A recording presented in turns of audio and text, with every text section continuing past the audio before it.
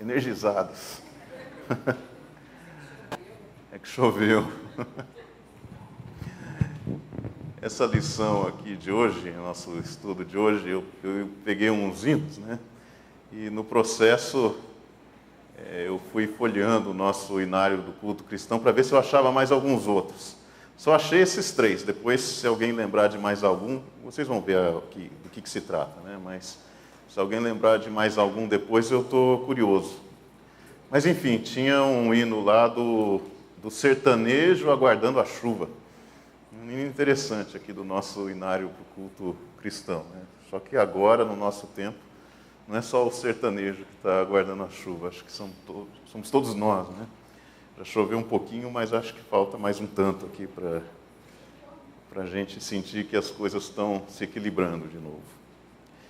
Mas essa é a natureza que não obedece a ninguém senão ao próprio Deus. E nós damos graças ao nosso Senhor, porque Ele é Senhor de tudo, Senhor até mesmo das intempéries. Nós vamos falar hoje sobre um texto em continuação a esse estudo sobre livros históricos, Josué 3-5. Antes de começarmos a aula propriamente, nós vamos fazer uma oração, mas antes de fazermos uma oração, eu passo aqui um aviso do Márcio Maleb, do acampamento das famílias, do Ministério das Famílias, que vai acontecer agora durante o Carnaval, em Valinhos, na residência do Iberê e Maria Lúcia. E eu tenho 2 folhetos aqui, se alguém quiser algum folheto, posso passar. Também tem uma chamada para isso no boletim. Vou deixar aqui os folhetos, se alguém depois, no final do nosso horário, quiser pegar. Está faltando um microfone aqui para circular com a turma.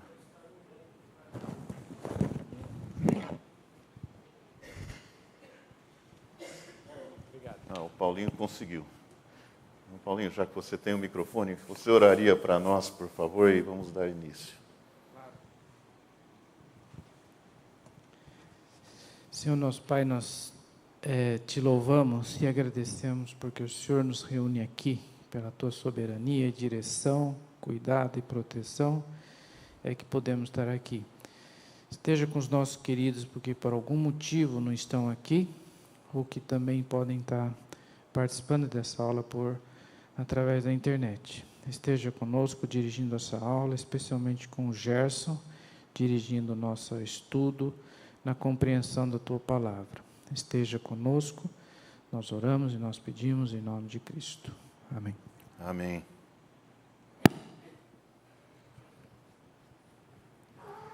O texto que nós temos em Josué dá continuidade ao que vimos semana passada,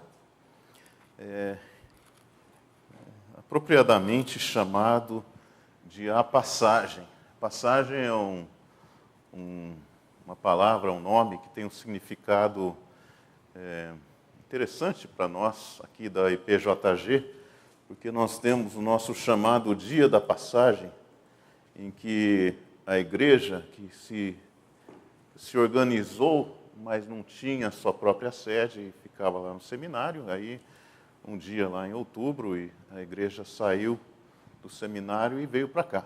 E aí essa vinda de uma dependência para outra foi feita numa caminhada de todo mundo. Então o culto começou lá e terminou aqui, e essa caminhada foi chamada passagem. Quem que temos aqui que esteve no dia da passagem? O Dr. Leôncio, Dona Yara, e mais Paulinho, bastante gente aqui. Na verdade, eu também estive, embora não lembro nada. Eu só lembro que, pequeno, aí nas classes infantis da escola dominical, as pessoas comentavam que me viam no dia e que eu estava segurando um paninho. O paninho era um xodózinho que eu tinha. E aquele comentário me irritava muito. Eu preferia não lembrassem que eu tinha estado no dia da passagem.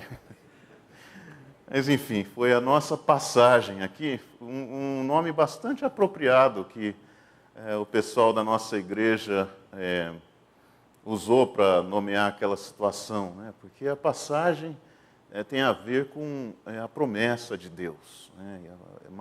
Mais do que simplesmente a promessa, também a fidelidade de Deus. É a fidelidade de Deus sendo posta em evidência. E é isso que nós vemos aqui no texto de Josué 3, a passagem do Jordão. 3, 4 e 5 é um texto bastante extenso para lermos de uma vez só. Eu convido depois para que nós leiamos em casa esse texto todo. Ele tem várias nuances. Infelizmente, não dá para explorar todas elas no espaço de tempo que temos, mas vale a pena a gente olhar esse texto e explorar depois em casa, no momento de estudo ou devocional, as nuances que esse texto nos traz. Mas eu vou ler, em particular, o capítulo 3 aqui, porque o capítulo 3 é bastante chave para que depois nós vamos refletir. Diz o seguinte: levantou-se, pois, Josué de madrugada, e tendo ele e todos os filhos de Israel partido de Sitim, vieram até o Jordão e pousaram ali antes que passassem. Sucedeu que, ao fim de 3 dias, que os oficiais passaram pelo meio do arraial e ordenaram ao povo, dizendo: quando virdes a arca da aliança do Senhor vosso Deus, e que os levitas sacerdotes a levam, partireis vós também do vosso lugar e a seguireis. Interessante esse padrão aqui, depois de 3 dias. Qual que é o texto-chave de 3 dias que nós conhecemos na Bíblia, né? A morte e ressurreição, ao 3º dia, né? É um padrão aqui, né? E a gente vê no Evangelho de Lucas, que Lucas explicou na lei e os profetas, né, como Jesus haveria de ressuscitar. E a gente vê que a ressurreição de Jesus obedece um padrão que Deus havia pré-estabelecido. E aqui é a mesma coisa, são 3 dias de passagem, de espera, na borda do rio, para que depois acontecesse uma teofania. Contudo, haja distância de cerca de 2.000 côvados entre vós e ela, a arca. Não vos chegueis a ela, para que conheçais o caminho pelo quais haveis de ir, visto que por tal caminho nunca passastes antes. Também existe um simbolismo muito interessante aqui nesse texto, né, que agora é caminho nunca antes percorrido. Disse Josué ao povo: santificai-vos, porque amanhã o Senhor fará maravilhas no meio de vós. E também falou aos sacerdotes, dizendo: levantai a arca da aliança e passai adiante do povo. Levantaram, pois, a arca da aliança e foram andando adiante do povo. Então disse o Senhor a Josué: hoje começarei a engrandecer-te perante os olhos de todo Israel, para que saibam que, como fui com Moisés, assim serei contigo. Esse texto também é um texto importante para a gente ver o que está sendo relatado aqui no livro de Josué. Como fui com Moisés, assim serei contigo. Tu, pois, ordenarás aos sacerdotes que levam a arca da aliança, dizendo: ao chegardes à borda das águas do Jordão, parareis aí. E então disse Josué aos filhos de Israel: chegai-vos para cá e ouvi as palavras do Senhor vosso Deus. Disse mais Josué: nisto conhecereis que o Deus vivo está no meio de vós, e que de todo lançará de diante de vós os cananeus, os heteus, os heveus, os ferezeus, os girgazeus, os amorreus e os jebuseus. Jebuseus, os últimos. O último sempre sendo citado aqui, né? Os jebuseus da terra de Jebus, que era Jerusalém. Os últimos povos a serem conquistados, e não senão muito tempo depois, por ocasião do rei Davi. Eis que a arca da aliança do Senhor de toda a terra passa o Jordão diante de vós. Tomais, pois, agora 12 homens das tribos de Israel, um de cada tribo. Porque há de acontecer que, assim que as plantas dos pés dos sacerdotes que levam a arca do Senhor, assim que as plantas dos pés dos sacerdotes que levam a arca do Senhor, o Senhor de toda a terra, pousem nas águas do Jordão, serão elas cortadas, a saber, as que vêm de cima, e se amontoarão. Tendo partido o povo das suas tendas para passar o Jordão, levando os sacerdotes a arca da aliança diante do povo, e quando os que levavam a arca chegaram até o Jordão, e os seus pés se molharam na borda das águas, porque o Jordão transbordava sobre todas as suas ribanceiras, todos os dias da sega. Pararam-se as águas que vinham de cima, levantaram-se num montão muito longe da cidade de Adão, que fica ao lado de Zaretã, e as que desciam ao mar de Arabá, que é o mar salgado. Foram de todas cortadas. Então passou o povo defronte de Jericó, porque os sacerdotes que levavam a arca da aliança do Senhor pararam firmes no meio do Jordão. E todo Israel passou a pé enxuto, atravessando o Jordão. Depois disso, no capítulo 4, nós temos o episódio das 12 pedras. Então, com o leito do rio seco, né? Disse Josué, versículo 3, tomai 12 pedras e levai-as convosco, depositai-as no alojamento. Então elas haveriam de ser retiradas do leito, guardadas no alojamento, porque elas seriam usadas posteriormente, né? E aí vai dizer aqui, versículo 20, versículo 19, subiu, pois, do Jordão o povo no dia 10 do primeiro mês, e acamparam-se em Gilgal, na banda oriental de Jericó. As 12 pedras que tiraram do Jordão, levantou-as Josué em coluna em Gilgal, e disse aos filhos de Israel, quando no futuro vossos filhos perguntarem a seus pais, dizendo, que significam estas pedras? Fareis a saber a todos os vossos filhos, dizendo, Israel passou em seco este Jordão. Porque o Senhor vosso Deus fez secar as águas do Jordão diante de vós, até que passasseis. Como o Senhor vosso Deus fez no mar vermelho, ao qual secou perante nós, até que passamos. Para que todos os povos da terra conheçam que a mão do Senhor é forte, a fim de que temais ao Senhor vosso Deus todos os dias. Aqui tem um episódio do que o povo que estava atravessando era o povo que só havia conhecido Israel como um povo a partir da vida do deserto. Dois eram a exceção, Josué é um deles, né, a exceção dos que peregrinaram no deserto e entraram na terra prometida. Os demais haviam saído no Egito, peregrinado no deserto, mas pereceram no deserto, incluindo aqui o próprio Moisés, né? Então, estes foram circuncidados, que era a marca desde o tempo de Abraão, da aliança com Deus. Finalmente, existe a celebração da Páscoa, a Páscoa que havia sido instituída por ocasião da última praga do Egito, né? E agora celebra-se uma Páscoa já na terra de Canaã, a terra que pertencia àqueles 7 povos, mas que haveria de pertencer ao povo de Israel por meio da promessa de Deus. Lá, então, eles celebraram a Páscoa, e aqui, no prenúncio das conquistas, Deus aparece a Josué, versículo 13, capítulo 5. Estando Josué ao pé de Jericó, levantou os olhos e olhou, e eis que se achava em pé diante dele um homem, que trazia na mão uma espada nua. Chegou-se Josué a ele e disse, és tu dos nossos ou dos nossos adversários? Respondeu ele, não, sou príncipe do exército do Senhor e acabo de chegar. Então Josué se prostrou com o rosto em terra e o adorou, e disse, que diz meu senhor ao seu servo?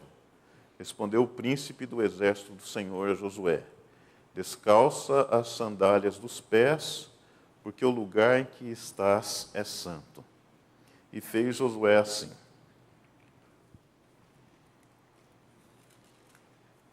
Aqui a gente vê uns paralelos, a começar em Êxodo, pela maneira como terminamos, né?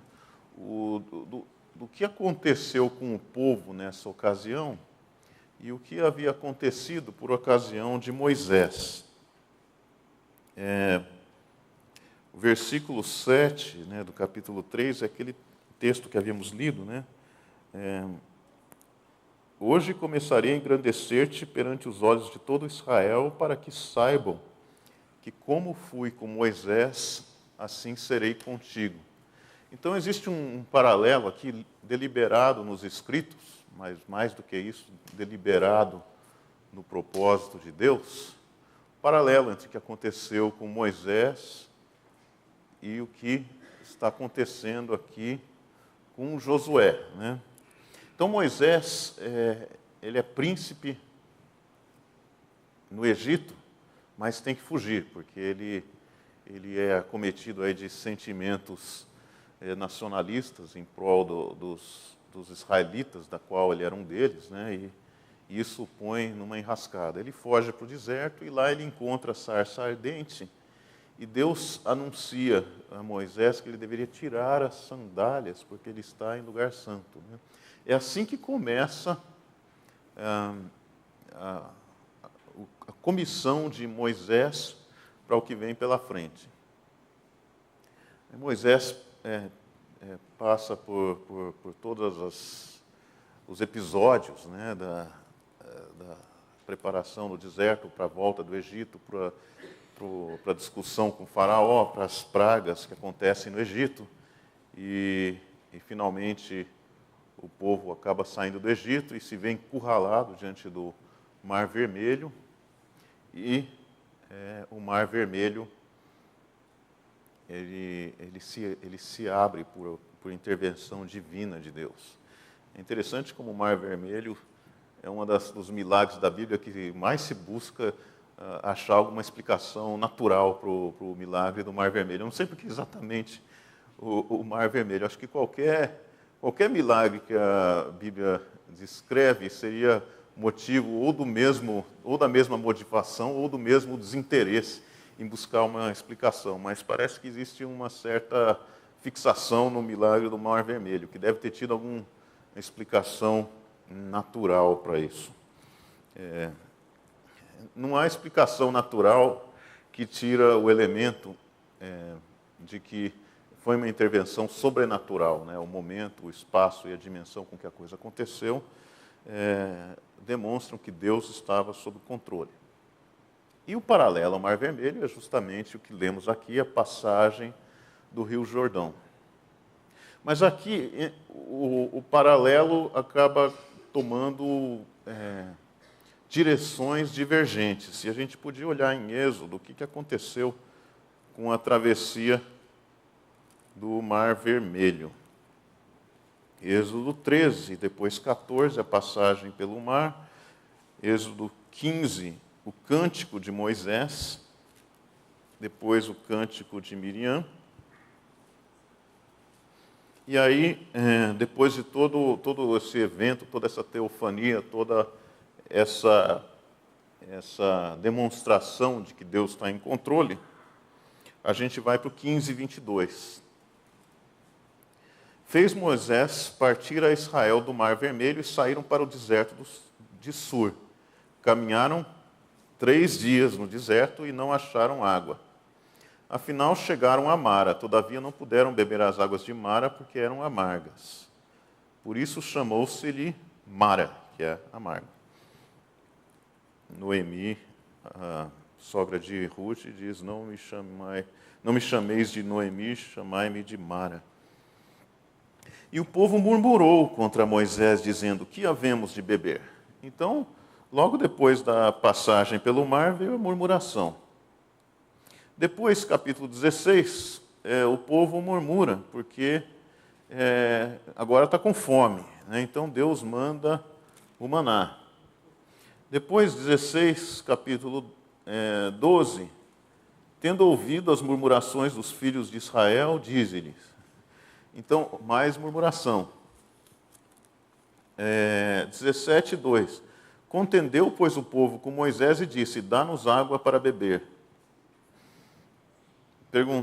Respondeu-lhes Moisés: por que contendeis comigo?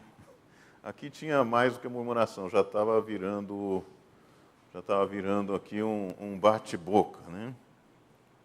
Então esse foi o padrão do povo imediatamente após a passagem do Mar Vermelho.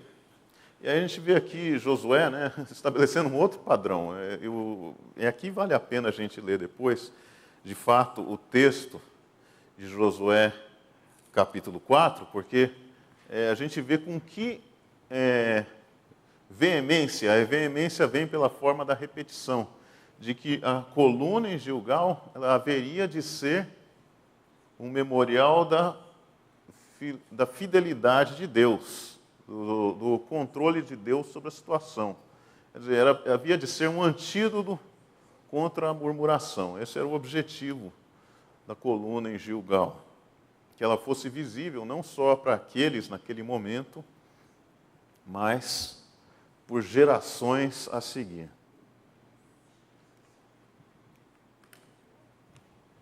O Rio Jordão.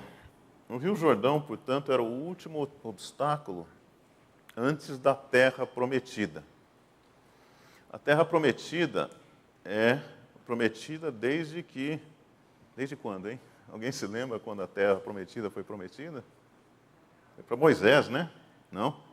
Foi para Abraão, foi muito antes de Moisés, né? A Terra já era prometida há muito tempo. Dizia terra que mana leite e mel, né? Então, nós temos aquele grande deserto na Península Arábica, mas aquela costa do Mediterrâneo era a costa fértil, era a terra prometida, que Deus deu para Abraão. Porém, Abraão, a qual foi feita a promessa, Abraão só viveu lá como estrangeiro. Nunca foi, a terra de Abraão nunca foi de Abraão. Finalmente, quando Deus fala com Moisés, né, e fala que vai dar essa terra, é uma terra da qual a promessa já havia acontecido antes, muito antes, séculos antes, né? E agora que é o momento da passagem, o que acontece é o seguinte: essa terra que foi prometida está sendo ocupada por muitos, né? E esses muitos, portanto, seriam objeto de batalhas. E o livro de Josué, então, vai falar muito dessas batalhas. A terra prometida é palco de batalhas. Portanto, é curioso que ela é chamada da terra do descanso. Aquele é o lugar do descanso. É assim que é chamado. Hebreus, o livro de Hebreus usa bastante isso, nós vamos ver isso daqui a pouco. Mas ela já é chamada assim logo no começo de todo esse drama que começou a se desenrolar com Moisés e continua aqui com Josué. Se olharmos lá em Êxodo 12,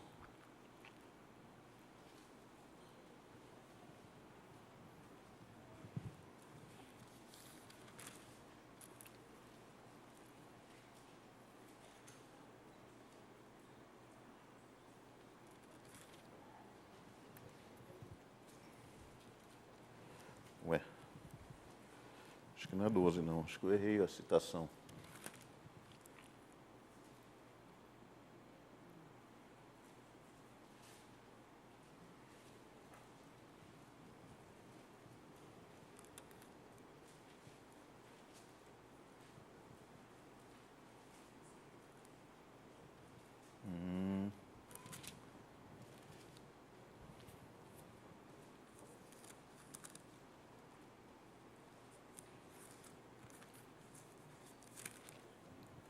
Eu vou ficar devendo o texto de Êxodo, mas o fato é que íamos olhar em Êxodo que Deus chama aquela terra do descanso.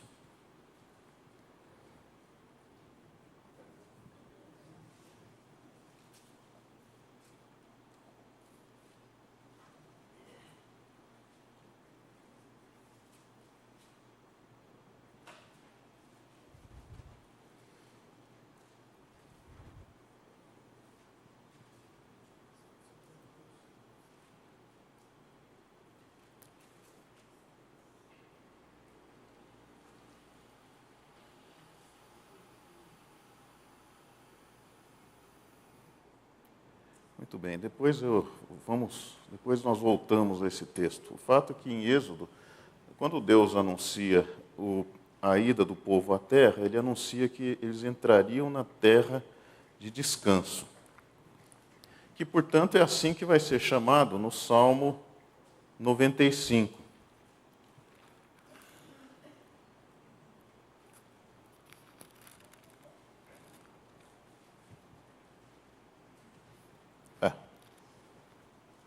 Aqui no Salmo 95, 11. 95, 10, 11. Durante 40 anos estive desgostado com esta geração e disse: é povo de coração transviado, não conhece os meus caminhos. Por isso jurei na minha ira, não entrarão no meu descanso. Aqui, então, a terra é o descanso. É um certo paradoxo, né, que o palco das batalhas, haveria de ser chamado por Deus de descanso. Então, a gente tem que depois dar uma pensadinha o que quer dizer isso. E o autor de Hebreus vai nos ajudar a pensar. Mas entre a peregrinação e o descanso, tem um obstáculo. O obstáculo é o rio. Esse obstáculo precisa ser transposto para que, enfim, nós estejamos, de fato, entrando no descanso de Deus. Essa figura, né, do Rio Jordão como um obstáculo que é o que nos separa do descanso prometido, é uma figura que foi adotada pelos poetas, escritores de hinos, foi muito adotada nos spirituals americanos, né? Então, o Jordão é uma figura daquilo que nos separando do descanso representa a morte. A travessia do Jordão é aquilo que nos faz sair dessa vida para outra e, estando na outra, estamos no descanso de Deus. Então, portanto, o Jordão é essa morte. Eu procurei aqui no nosso hinário, né? Esse é um dos hinos que cantamos aqui na nossa igreja, Guia, ó Deus, a minha vida, belíssimo hino. E essa é a última estrofe do hino, né? E chegando ao fim da estrada, o Jordão eu vou passar, e acharei no céu morada que Jesus foi preparar. E em louvor ao Deus eterno, para sempre vou cantar, para sempre vou cantar. Aqui tem uma belíssima junção dessa metáfora do Jordão, né, com o texto do Evangelho de João, que diz que Jesus haveria de preparar para nós moradas. Né? Jesus prepararia lugar para nós na casa de Deus. Esse é o hino 377, com tua mão segura bem a minha. Quando eu chegar à beira deste rio, que tu por mim quiseste atravessar. Aqui também é uma figura interessante, né, de que Jesus atravessa na frente da gente. Né? É uma alusão ao quê? A morte de Jesus, ao sacrifício, né? E não só o sacrifício, mas a ressurreição. Diz Paulo que Jesus é a primícia dos que dormem. Né? Então, é que tu por mim quiseste atravessar, com tua mão segura bem a minha, e sobre a morte eu hei de triunfar. Esse é um outro que está no nosso hinário, um hino muito bonito que o coral também canta, às vezes em ocasião de Santa Ceia, né? Belíssima teologia, da mesma autora daquele outro hino que cantamos bastante, que segurança tem em Jesus. Quero estar ao pé da cruz, de onde rica fonte corre franca, salutar, do Calvário monte. Sim, na cruz sempre me glorio, e descanso encontrarei salvo além do rio. Esse é o Jordão. Esse rio aqui é o Rio Jordão, tão celebrado porque ele fala dessa passagem. É obstáculo difícil para a gente transcorrer ou transpor, mas é um para o qual Deus exerce um milagre para que a nossa passagem seja tranquila, né?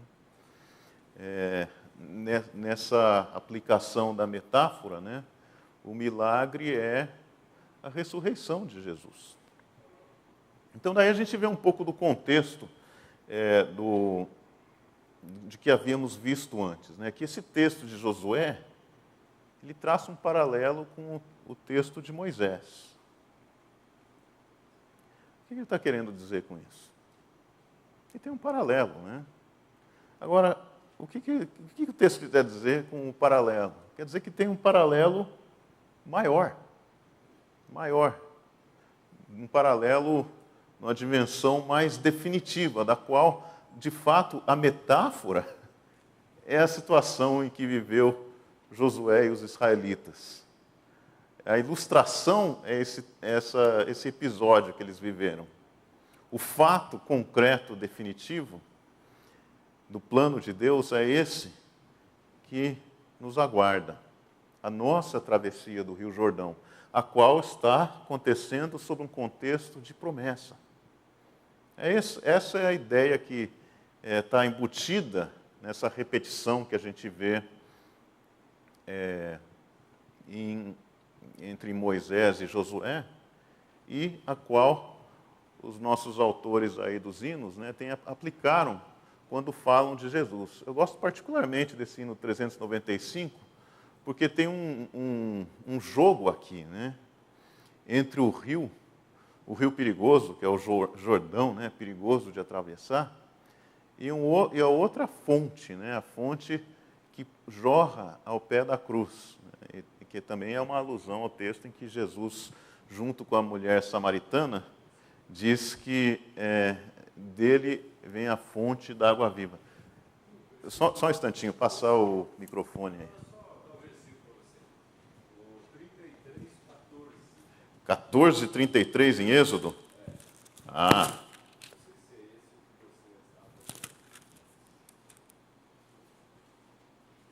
Êxodo 14. Não. Êxodo 33:14?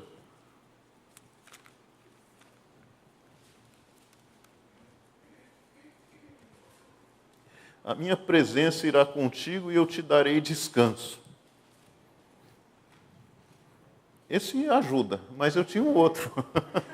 Não estou lembrando onde é que era. Pois não. O texto paralelo de Josué 13 é Deuteronômio 3:20 e Deuteronômio 12:9. Deuteronômio 3:20. Deuteronômio 3:20. Vejamos lá. Que é o paralelo ao Josué 1:13.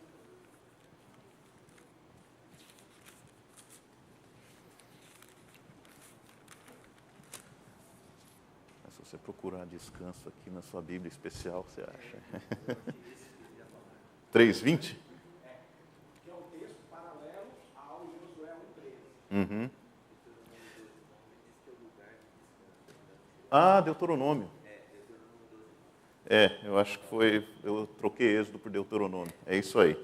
Está explicado.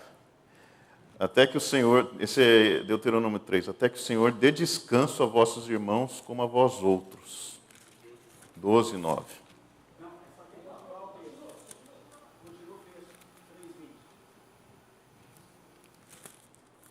Deuteronômio 3:20. Para que eles também ocupem a terra que o Senhor vosso Deus lhes dá da além do Jordão. Então voltareis cada qual à possessão que vos dei. É isso aí, obrigado. E o 12:9 também é mais específico. 12:9 e 10. Porque até agora não entrastes no descanso e na herança que vos dá o Senhor vosso Deus, mas passareis o Jordão e habitareis na terra que vos fará herdar o Senhor vosso Deus, e vos dará descanso de todos os vossos inimigos em redor, e morareis seguros. Hã? O que não é bem o que está em Juízes e o que não é bem o que está também em Josué, né? Mas os Juízes dramaticamente mostram que não estavam muito descansados lá, né? Pois é. Aliás, essa é a pergunta, né? Por que que essa terra aqui, terra de tanto conflito, de tanta batalha, é chamada, até hoje, é chamada aqui na Bíblia de terra de descanso? O que será que Deus quer dizer com isso, hein? Alguém tem alguma ideia? O descanso que os homens procuram não é o mesmo que Deus tem a oferecer, assim como a paz. O descanso que os homens procuram não é o mesmo de Deus. Aham. Passar para ele, por favor. A terra era literalmente a terra do descanso. Era para ser a terra do descanso. É que na trajetória, tanto da invasão de Josué e da consumação em Juízes, eles não completaram a obra assim como Deus tinha colocado. Então, todo passo de desobediência há uma incorrência da mesmo peso, na mesma medida. Então, como eles não fizeram como Deus tinha determinado, as consequências presentes e futuras aconteceram lá e acontecem até hoje. Então, a terra era literalmente de descanso. Eles iam desfrutar da terra, tanto eles como nós. Só que, por decorrência da desobediência, eles não estão vivendo até hoje no descanso prometido. E agora a terra não é mais aquela. Agora existe um novo céu e uma nova terra que eu vos darei. Então, isso já foi passado para eles, eles não receberam, nós vamos receber um novo céu e uma nova terra prometida de Apocalipse. Então, a terra era, eles não cumpriram do jeito que Deus fez, receberam e ainda estão recebendo até hoje as consequências. Uhum. Só um pouquinho, vou passar aqui o microfone para lá agora.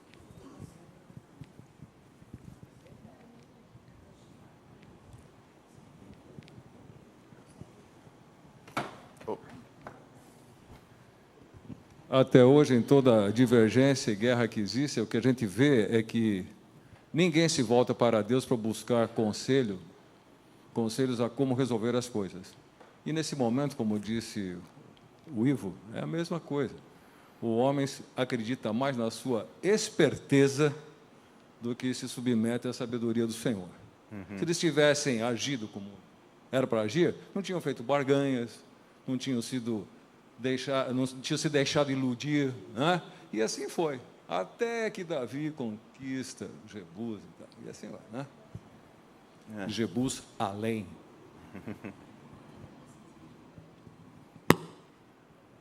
Logo aqui tem o texto de Jericó, e depois de Jericó tem a tomada de Ai, uma tomada que acontece em 2 estágios, né? Primeiro o fracassado, depois o sucesso. E entre um estágio e outro está sendo posto em prova, né, a perseverança do povo e a fidelidade ou a infidelidade, né? Essa está sendo posta em evidência, né? E esse episódio de Ai acaba sendo um padrão para muito do que acontece depois, né? Depois, por muito tempo, até o rei Saul tem o mesmo padrão do que aconteceu em Ai, acontece com o rei Saul, né? Então, foi um problema crônico por muitas gerações. Esse é um aspecto, né? E o outro aspecto que você falou, José Jorge, como é que era mesmo? De que o descanso da maneira como Deus planeja, né? O descanso que o homem busca é diferente do descanso. Isso. O homem está confiando na sua própria esperteza para fazer com que o mundo seja pacificado e não entende o que Jesus disse, a minha paz vos dou. Bom, aquele Êxodo 12 é o Deuteronômio 12 que a gente leu. Eu agora quero ler o Salmo 95, porque ele vai falar exatamente desse ponto. Vamos ler o Salmo 95 um pouquinho, que ele é um salmo-chave. Agora é interessante a gente ler desde o começo para ver como é que ele acaba. Porque o começo é um daqueles que não dá a impressão que vai acabar do jeito que acabou. Vinde, cantemos ao Senhor com júbilo, celebremos o rochedo da nossa salvação. Saiamos ao seu encontro com ações de graças, vitoriemo-lo com salmos, porque o Senhor é o Deus supremo. e o grande rei acima de todos os deuses. Nas suas mãos estão as profundezas da terra e as alturas dos montes que lhe pertencem.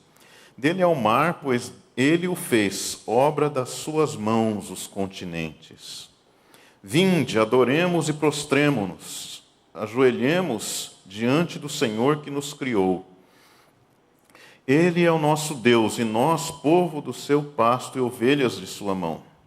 Hoje, se ouvirdes a sua voz, não endureceis o coração como em Meribá, e como no dia de Massá no deserto, quando vossos pais me tentaram, pondo-me à prova, e não obstante terem visto as minhas obras. Durante 40 anos estive desgostado com esta geração e disse: é povo de coração transviado, não conhece os meus caminhos. Por isso jurei na minha ira, não entrarão no meu descanso. É um salmo bonito, né? Mas chocante. É chocante, porque ele começa de uma maneira festiva, né? Eu fico imaginando um culto, assim, culto de celebração do centenário da IPJG, né? E a gente começa aqui com músicas, tudo mais, e na hora de o pastor, naquela ocasião lá, futura, hipotética, fosse despedir a congregação, terminasse com isso. Por isso jurei na minha ira, não entrarão no meu descanso. Seria chocante, né? Mas esse salmo é chocante, não tem outra maneira de descrever esse salmo. Ele tem como objetivo chocar. E ao chocar as pessoas, ao deixá-las abaladas dessa maneira, ele busca a mesma coisa que Josué buscou, que é lembrar o povo de uma maneira contundente de que Deus é fiel. Quem falha na fidelidade são as pessoas. Só a ira do Senhor promove a justiça. Quando nós nos iramos, então promovemos justiça, porque o que nos move, nós até às vezes desconhecemos. Mas Deus sabe de todas as coisas e promove a justiça na sua ira. Deus promove a justiça na sua ira. Um detalhe interessante desse salmo é o que ele diz no finalzinho: não entrarão no meu descanso. O descanso de Deus. Não entrarão no vosso descanso. É um descanso de acordo com o arcabouço definido pelo próprio Deus. Não aquilo que quereríamos definir como descanso. Nesse ponto, esse é um ponto-chave, né? O plano de Deus não falhou. O plano de Deus não foi posto em descarrilhamento porque o povo foi infiel. Não, o descanso de Deus foi preparado e continua. Quem não entrou no descanso foi aquela geração, mas o descanso de Deus existe. O autor de Hebreus vai voltar exatamente nesse tema do descanso. Hebreus capítulo 4, ele pega, na verdade, esse Salmo 95 e explora em detalhes.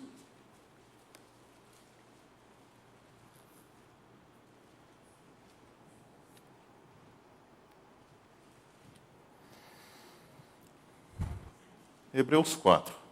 Temamos, portanto, veja que ele também não começa suave e adocicado. Temamos, portanto, que sendo-nos deixada a promessa de entrar no descanso de Deus, suceda parecer que algum de nós tenha falhado. Porque também a nós foram anunciadas as boas novas, como se deu com eles, mas a palavra que ouviram não lhes aproveitou, visto não ter sido acompanhada pela fé, como estava naqueles que a ouviram.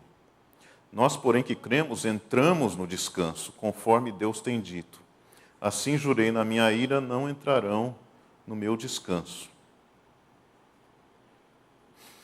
Vou aqui ao versículo 6. Visto, portanto, que resta entrarem alguns neste descanso, e que, por causa da desobediência, não entraram aqueles aos quais anteriormente foram anunciadas as boas novas, de novo determina certo dia, hoje. Hoje, falando por Davi, muito tempo depois, segundo antes fora declarado. Hoje, se ouvirdes a sua voz, não endureçais o vosso coração. Ora, se Josué lhes houvesse dado descanso, não falaria posteriormente a respeito de outro dia. Não falaria Davi a respeito de outro dia, né? Portanto, resta um repouso para o povo de Deus. Essa questão que a gente estava discutindo, da repetição dos temas na Bíblia, transformam o que aconteceu em metáforas da grande coisa que há de acontecer conosco. Portanto, resta um repouso, um verdadeiro descanso para o povo de Deus, porque aquele que entrou no descanso de Deus, também ele mesmo descansou de suas obras, como Deus das suas. Esforcemo-nos, pois, por entrar naquele descanso, a fim de que ninguém caia, seguindo o mesmo exemplo de desobediência.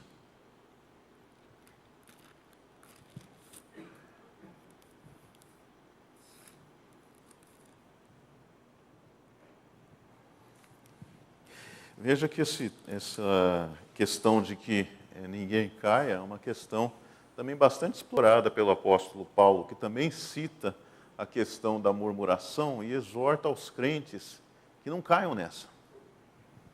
Que não caiam nessa. Então, a gente vê aqui que, primeiro, é um grande risco, né? Mas, segundo, essa situação está associada a uma grande promessa, a promessa do descanso. O meu descanso, né? Como diz aqui esse texto. O descanso de Deus, esse meu descanso, falávamos, era diferente do descanso que nós poderíamos almejar dentro do nosso próprio critério. É um descanso especial. Essa é uma palavra que Jesus também aplica para si próprio, em Mateus 11.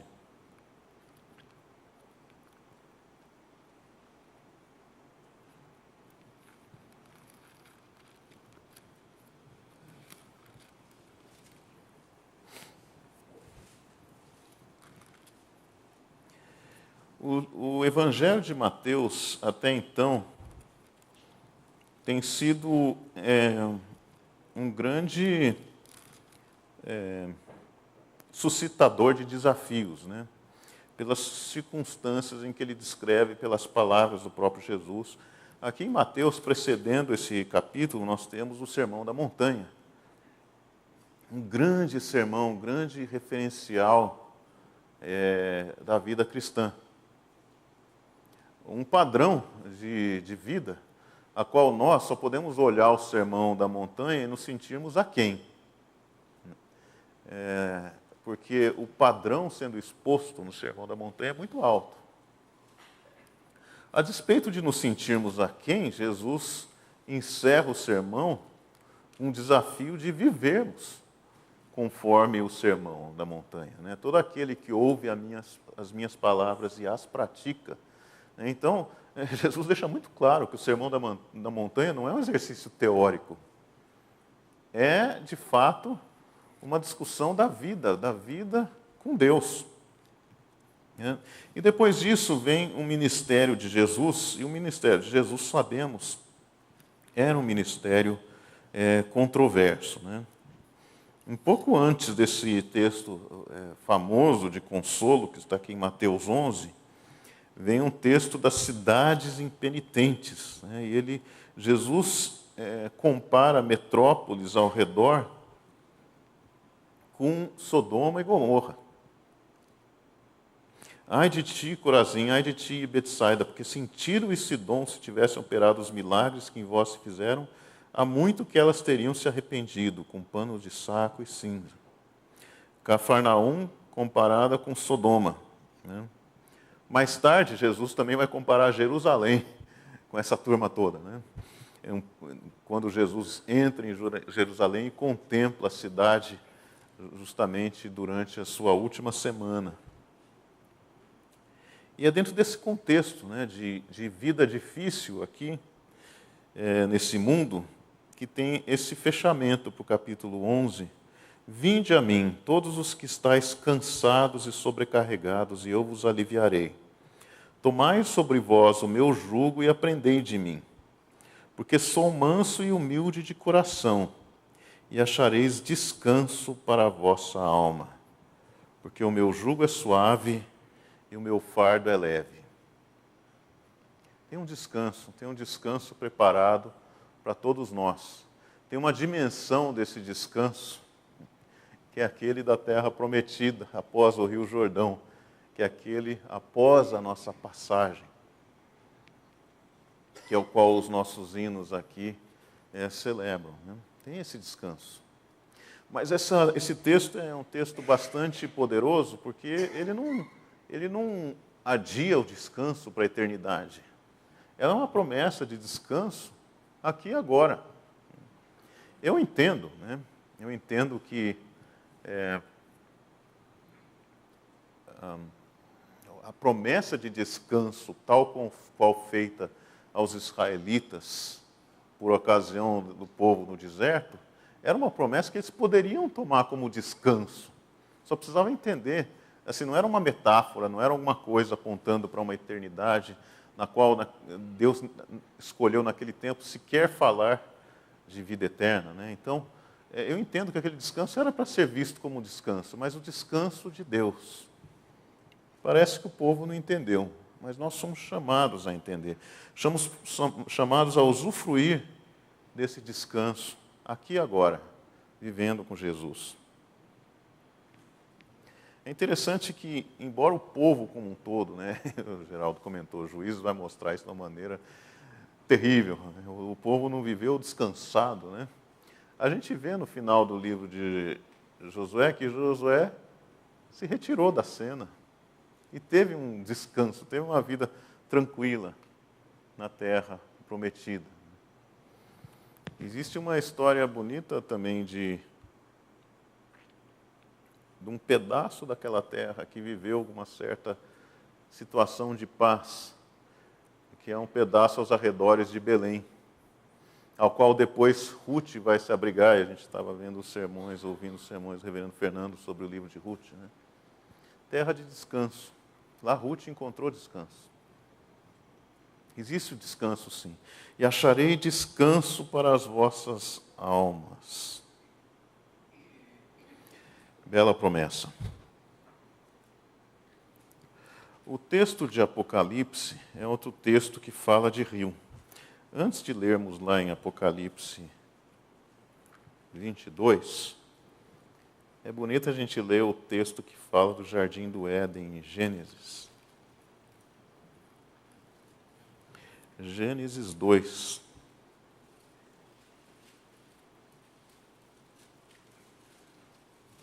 Gênesis 2:8.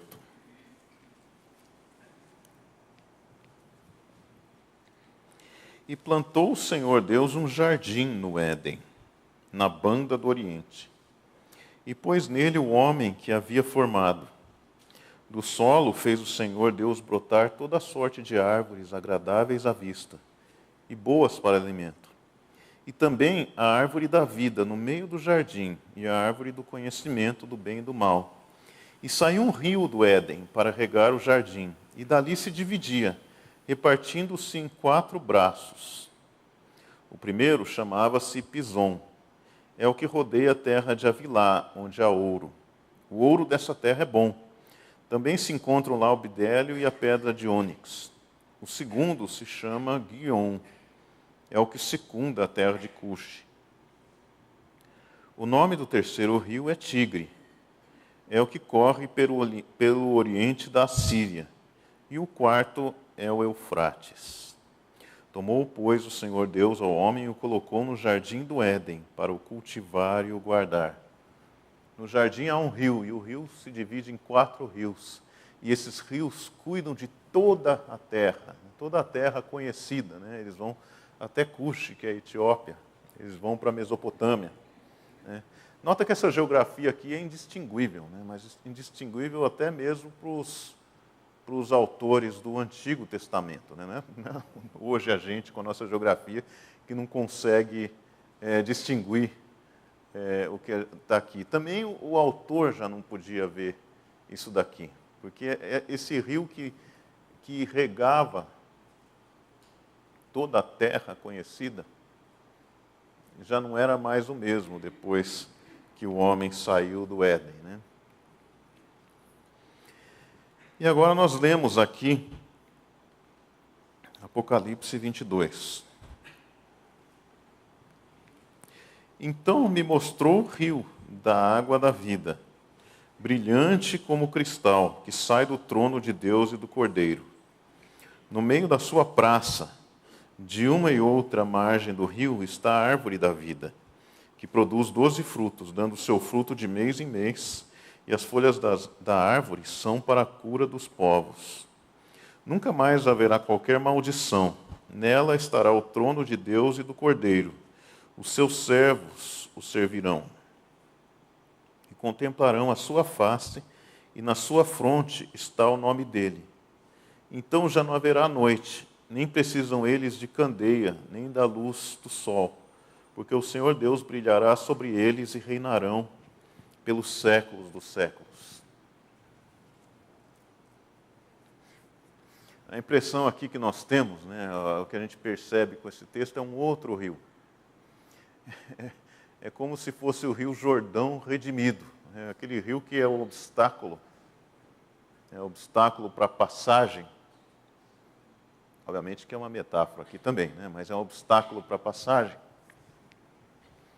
Ele também está sobre os cuidados de Deus. Essa é a figura que está sendo mostrada, né?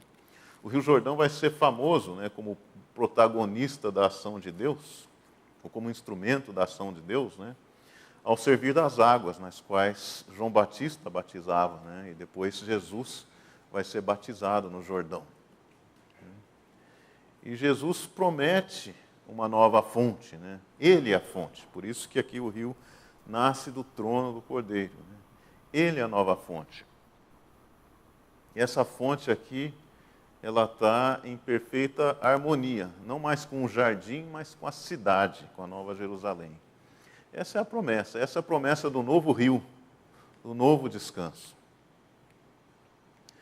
Eu volto para a gente se despedir desse assunto com esse hino 395, veja que ele tem realmente essa dimensão bonita do Rio Jordão e do novo rio, que tem a ver com a nossa vida, com as nossas atribulações, mas o descanso que Deus preparou para nós. Quero estar ao pé da cruz, de onde rica fonte corre franca, salutar, do Calvário monte. Sim, na cruz, sempre me glorio, e descanso encontrarei salvo além do rio. Alguém gostaria de fazer algum comentário antes de encerrarmos? Então vamos orar.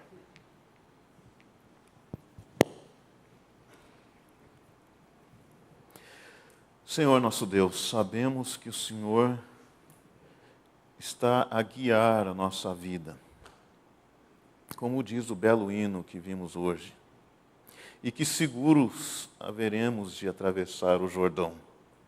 Obrigado, Senhor, porque além do Jordão há descanso que o Senhor nos mostra hoje, o dia de hoje, mas que estará ao nosso aguardo na grande morada celestial que o Senhor tem nos preparado.